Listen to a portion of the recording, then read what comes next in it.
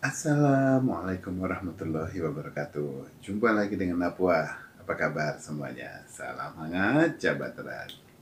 Saya tertarik ingin menanggapi mengenai beberapa pertanyaan media, ya, yaitu apakah kita sudah bisa melakukan e-voting di Indonesia? Saya juga sempat kaget, kenapa sih sekarang media jadi menanyakan itu? Saya cek-cek, ternyata memang pernyataan simpelnya ya, ada usul dari Menkominfo kita, Pak Joni Pilates ya, bahwa 2024 itu kita bisa melakukan e-voting, gitu kan? Menurut beliau seperti itu.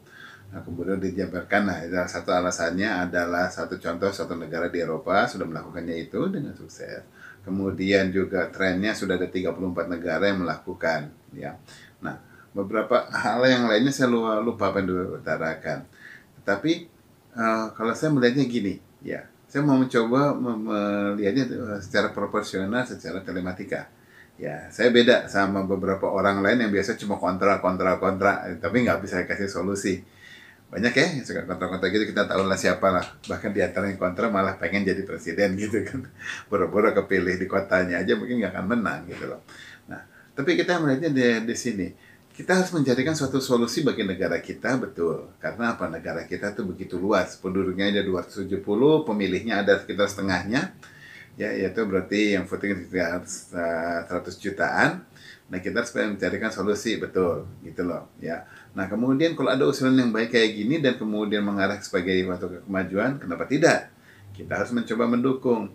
Tinggal kita ngelihat berbagai sandungan yang mungkin terjadi. Nah, jangan cuma dilihat sebagai sandungan kemudian menolak. Coba kita cari solusinya, gitu loh. Ya, uh, beberapa hal itu tetap ya, kita harus melihatnya adalah bahwa saya tidak murni full mendukung dalam arti bahwa ya kita apapun kata pemerintah kita dukung, tapi kita harus mengkritisi juga apakah betul langkah yang dilakukan, ya. Sebagai contoh nih, Menkominfo mengambil contohnya adalah negara Estonia, itu sebagai negara yang di Baltik Utara ya, itu adalah yang berhasil melakukan voting secara digital dari tahun 2005, konon kalau nggak salah gitu. Kita ketahui negara Estonia, silahkan dicek ya, jumlah warganya itu 1.300.000, sedangkan warga negara Indonesia populasinya itu 276 jutaan. Berarti kalau kita per beberapa tahun yang lalu ya, angka saya mungkin kalau nggak salah 2019. Nah, jadi kalau kita secara perbandingan, berarti negara Estonia itu tidak sampai 0,3%, 0,3 sekian lah persen dari penduduk Indonesia, nggak nyampe 1%-nya amat. Oke, ya. Nah, dari situ kemudian komposisinya mungkin yang sudah laik memilih juga nggak banyak, misalnya anggaplah setengahnya, ya, masih jauh lebih dikit dari yang kita.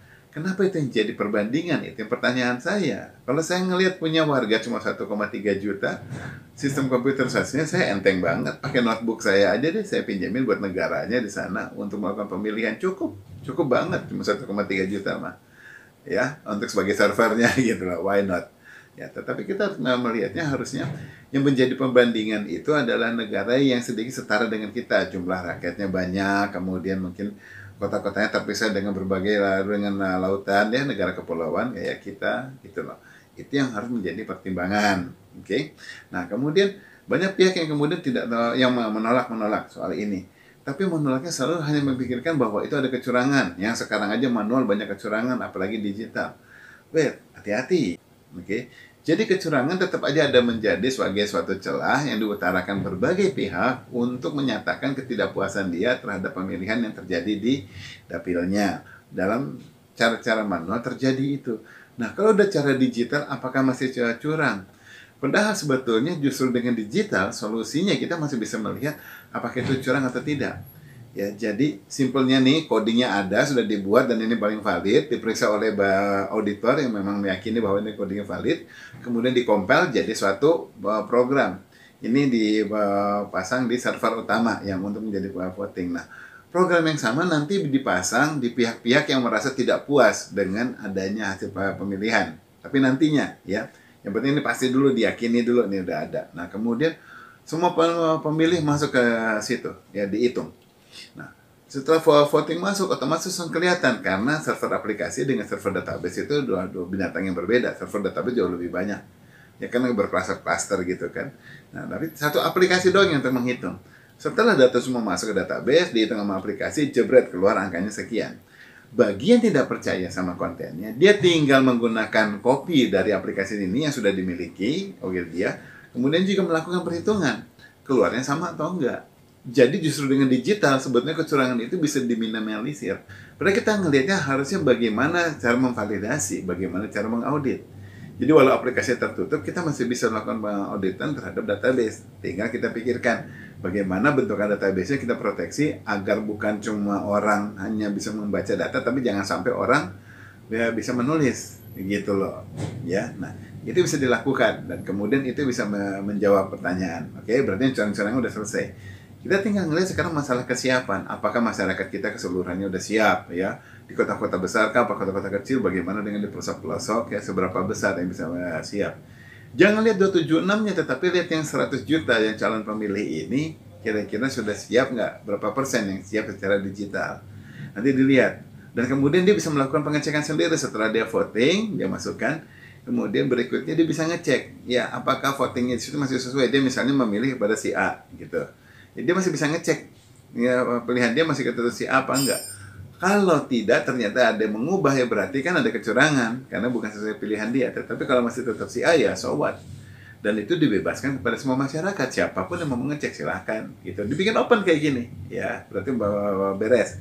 Masyarakatnya juga yakin. Oke, beres. Kemudian sekarang bagaimana dengan area-area yang belum valid untuk secara e-voting? Infrastrukturnya kurang baik lah, lingkungannya nggak mumpuni untuk secara telematika dan lain sebagainya ya. Pada saat ada yang kayak gitu berarti dilakukan manual. Nah kalau udah manual berarti dia masih pakai cara biasa yang kertas. Nah sementara hitungan otomatisnya misalnya sudah 22,3%, 2,2/3-nya. Berarti udah sekitar 60%, 70% gitu ya misalnya. Nah, itu kan berarti udah kelihatan yang mayoritas sudah lebih dari 50 ya kan. Kalau udah ketahuan yang menang, apakah yang manual ini tidak dihitung? Apakah tetap dihitung? Kalau tetap dihitung berarti kan akhirnya juga kita harus menunggu sampai yang manual ini selesai.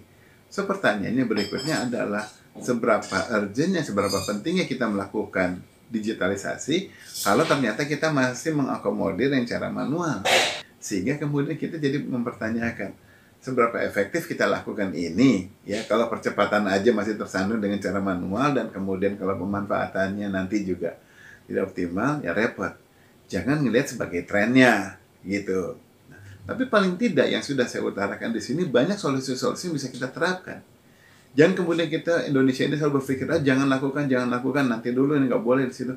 Kapan Indonesia bisa majunya? Kita harus mencoba. Ya paling tidak kita membuatkan suatu trial.